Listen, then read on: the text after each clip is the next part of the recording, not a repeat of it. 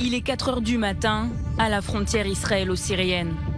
Une voiture de patrouille, des soldats en uniforme, pas un bruit. Tout laisse penser qu'une opération est en préparation.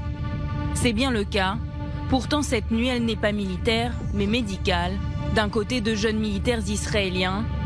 De l'autre, celui que l'on connaît comme l'ennemi. Aujourd'hui, des mères de famille et leurs enfants malades.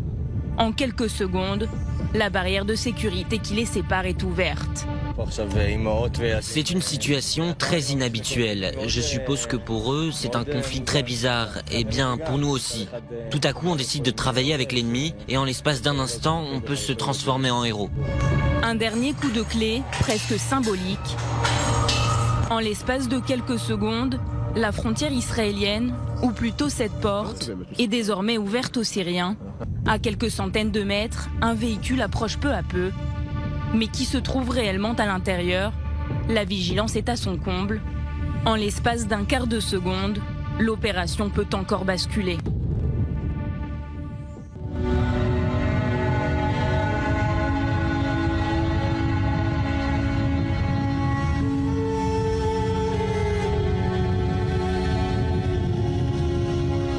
Une à une, les mères de famille entrent en Israël. Cette nuit-là, elles sont 21 avec leurs 23 enfants, malades qu'elles vont confier à des médecins israéliens. Ces femmes sont des voisines, des habitantes des villages frontaliers ou encore des victimes des insurgés. Mais on l'a découvert plus tard, certaines viennent aussi de territoires tenus par Daesh. Alors pourquoi Israël prend-elle ce risque? Un membre de l'opération médicale répond. Un être humain doit rester un être humain. Je vois ces gens derrière la barrière de sécurité. Je les vois arriver en groupe. Ils sont agglutinés et ils sont morts de peur.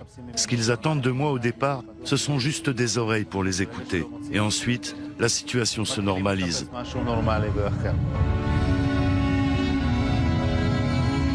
Car la plupart de ces femmes n'ont absolument jamais été en contact avec des Israéliens. Malgré ce qu'elles ont pu entendre à leur sujet, aujourd'hui, les préjugés tombent. On m'a demandé d'être honnête dans ma vie. Eh bien, je ne vois aucune différence entre un Israélien et un Syrien. Cet homme est comme mon frère. J'aurais aimé rester ici. Sérieusement? Je vous le jure.